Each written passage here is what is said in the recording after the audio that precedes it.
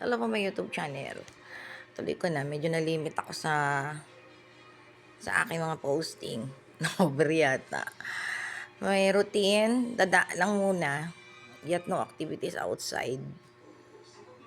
No money. Wala pa akong sweldo, patay gutom separated, ma'am. Come what may, kung may mga activities.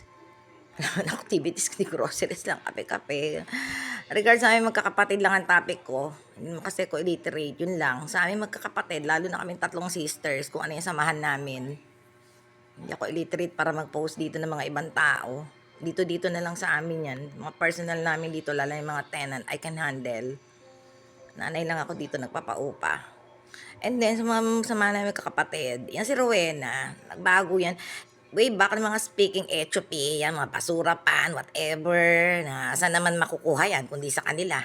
Yung mga kalat-kalat na yan na kung ano-anong kakalatan na yan na istorya. O, dalawang kalat niyan.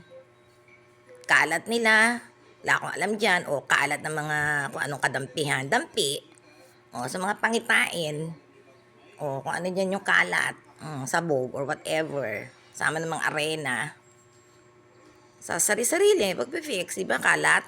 Kung ano yung mga kalat sa mukha mo, whatever, na sariling pagpipix. Tama ba ako? Pamaypay, o. And then, magna cum laude din ako dyan, sa mga pag-aaral sa mga, ano, mga gawaan na yan, mga IQ.